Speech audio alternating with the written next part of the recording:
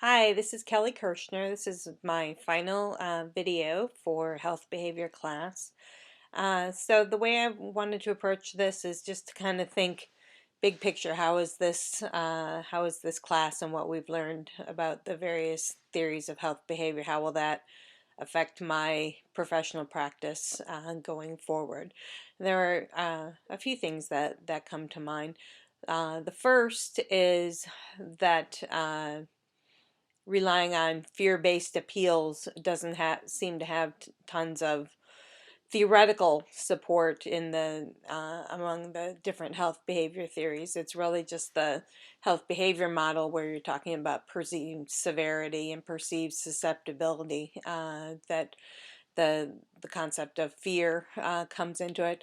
And I feel like a lot of what I've done to date as a health writer has been warning people about the bad effects of their health choices, and so I think I'll be a little less likely to do that going forward.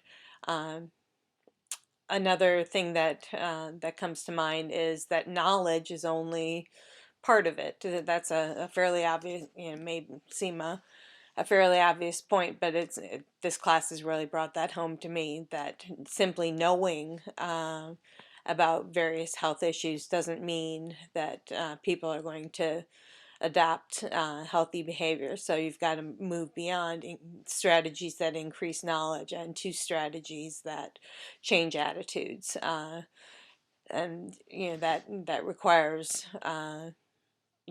tactics used in advertising, tactics used in marketing, more persuasive type communications. Um, what else? Uh, the model that seems to make the most sense to me and going forward that I see incorporating into my professional practice is the social ecological model. It just gives you so many more opportunities to intervene at different levels. Now, obviously, when you're trying to intervene at organizational or a community level, that involves a lot of collaboration with other people. It's probably easier for the health educator to think of him or herself in a vacuum and just try to affect one person at a time. If that's, I think, the model that I've been working under as a writer. But if you're collaborating in more of these at the more organizational level, I think you can have a greater impact.